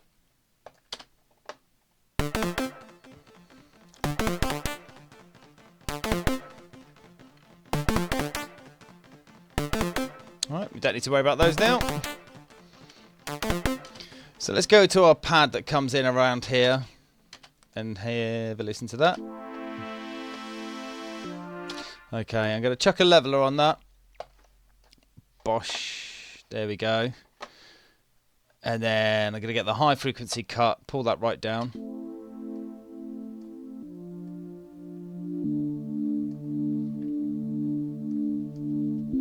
In fact, we'll put that before the cathedral.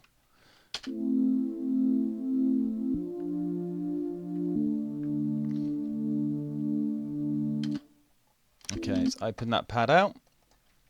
It's our low cut there, isn't it? Ooh, that is low down, isn't it? So we can just put a nice long...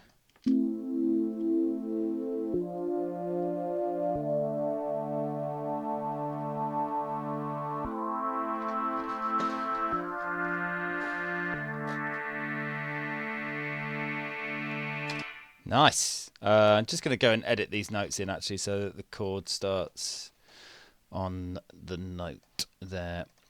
I should just do that. Let's get rid of those in the middle.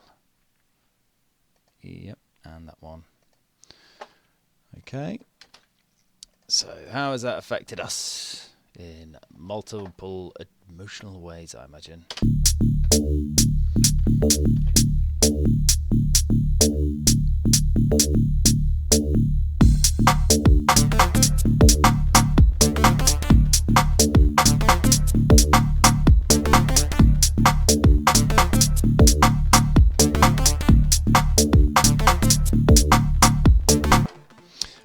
So this is, you'll probably find this happens quite a lot when I am doing this kind of stuff. I will suddenly have an idea to just go and shrink these down right before there. But not the snare. We need the snare in.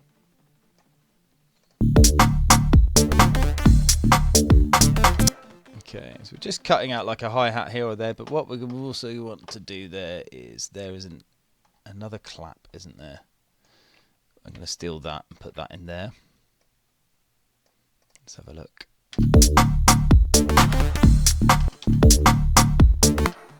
And then I want to get rid of that synth there as well.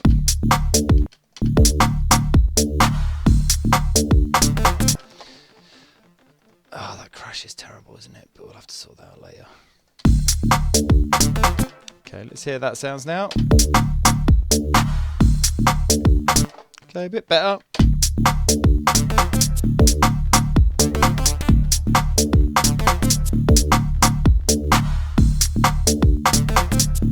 So it just adds a bit of a edit in there. Yep.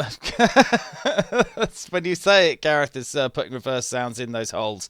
It doesn't sound particularly pleasant, but that's exactly what we are going to do right about here. So let's have a look.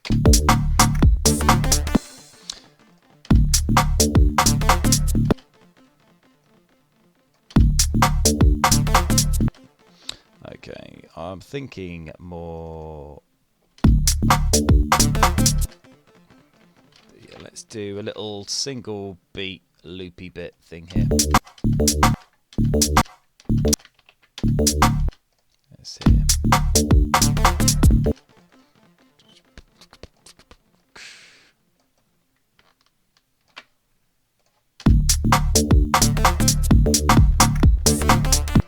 Uh-oh.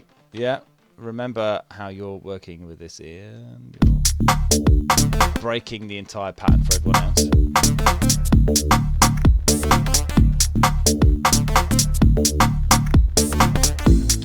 Right.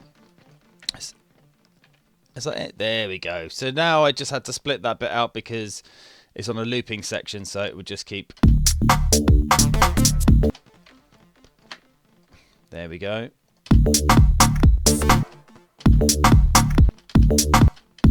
Okay, let's open all of these out so we can actually see what drums are doing. So I don't want any snare in this bit. I just want, and then I also want the clap there at the end. Where's that clap? There. Let's get that in there. And then out of the percussion we've got.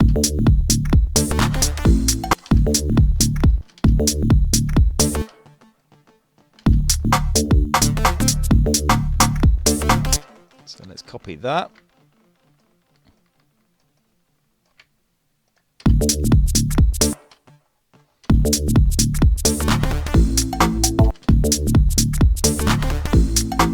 Okay, let's also get rid of that synth bit there at the end there, so it gives it a bit of breathing space. Let's hear how that sounds.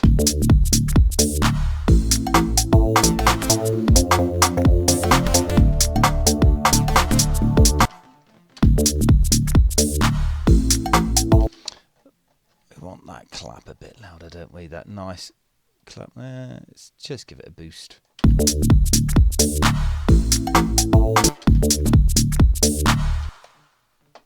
Bit more room.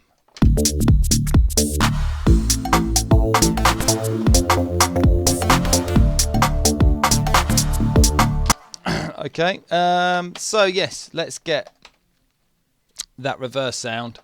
Now it's time to use the piano from the GM. Let's have a little go with piano. Lowest one we can get, I think, is what we want.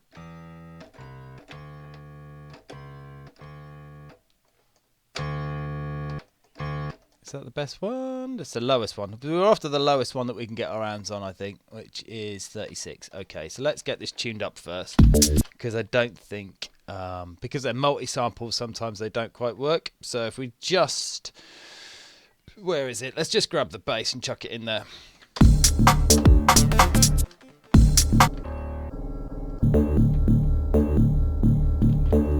Oh, it sounds like it's at the right semitone. Yeah, cool. That's fine. So that was just to verify. Right, so in here, we're going to put in something. Insert MIDI clip.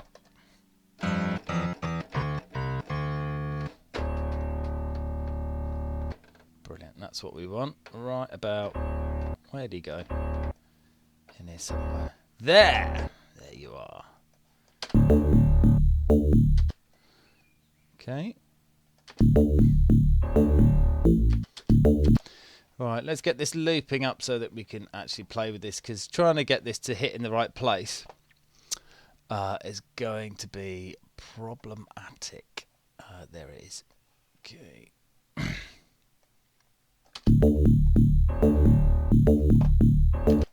Okay, so switch it into reverse.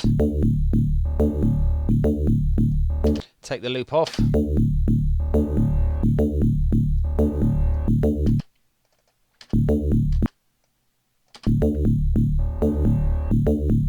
It's quite long.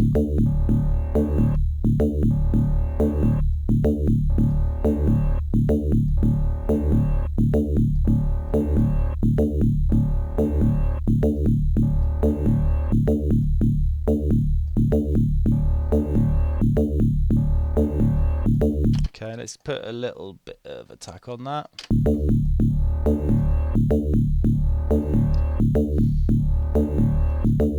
Okay, and then let's boost the crap out of it so we can actually hear it with the distortion unit. Maybe a bit more. Let's have a look.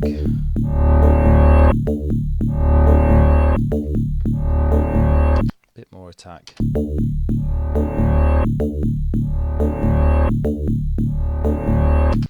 I wonder if we can get some filter action on this.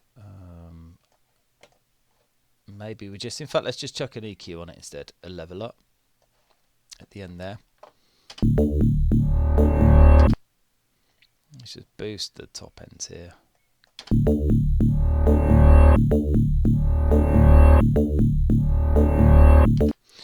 Maybe we could stereoize that a little bit as well. A bit of detune.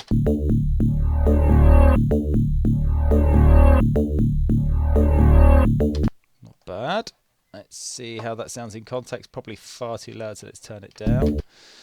And then let's see if that's made any massive difference.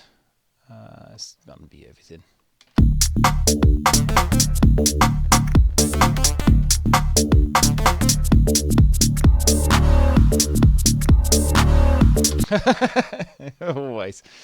Always, right.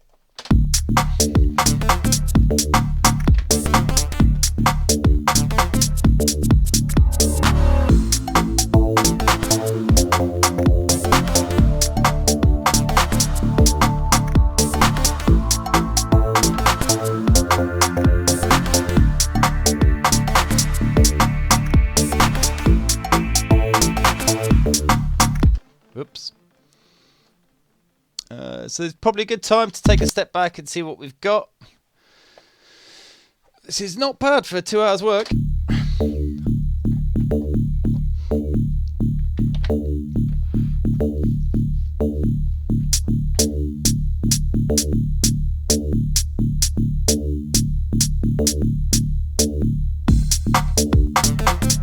Oh, that crash is really bothering me. I don't know about you.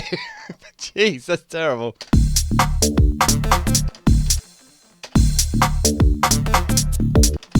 In fact, I'll tell you what we'll do, because it is bugging me that much. Let's just put a good old-fashioned noise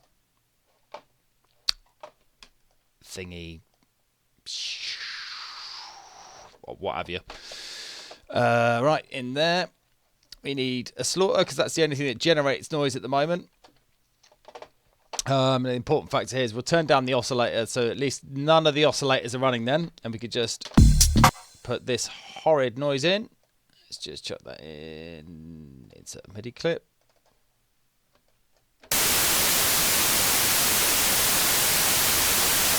Yeah, so that's noise. I mean, that has the real impact that we want, doesn't it? Right, I think we'll try and control this with the filter envelope. Try it on a band pass, I think.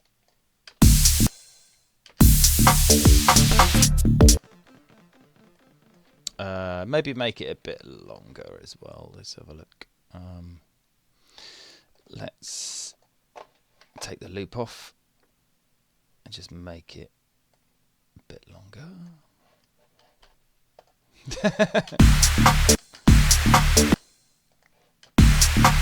Oh, what have we done there?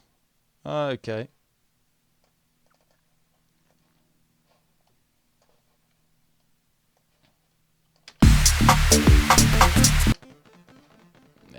that. Let's focus on these notes.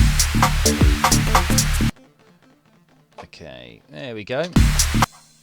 And then let's get the envelope, do what we need it to do, which is that. Oh, release, it's fine, just stay there. Actually, let's turn the release up on that as well.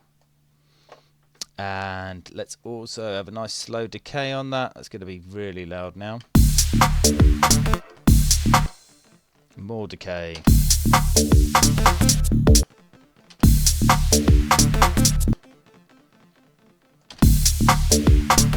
In fact, let's get the sustain down the bottom. See you later, Logicoma. Have a lovely evening. Hope you're watching a decent film. Catch you next time.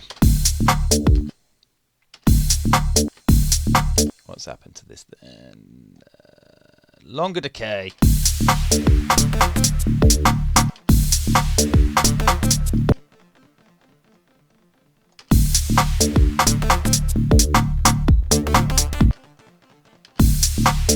So we can turn all that off now. Let's see.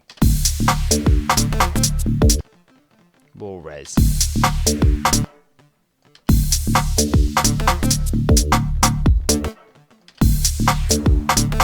More decay. See, it takes a while to get these things set just right.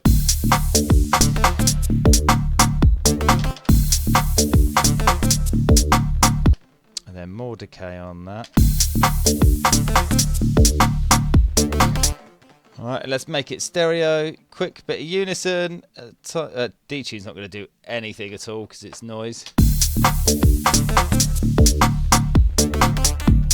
There we go. That's better than just a crash on its own. Let's just get that in there. Actually, we'll put it there. We'll put it there and there. Right, I just realised it's got to 7 o'clock, so we're out of time nearly for today. So let's have a quick listen to what we've got and see what it sounds like.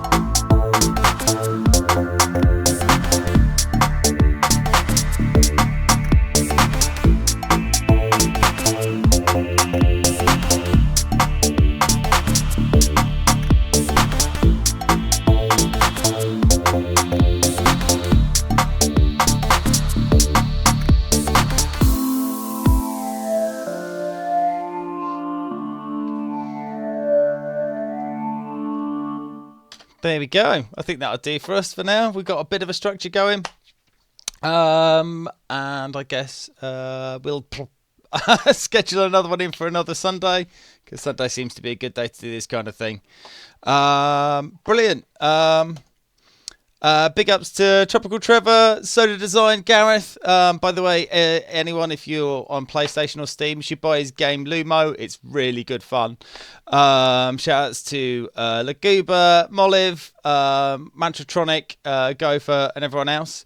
Brilliant. I shall catch you guys another time. Bye.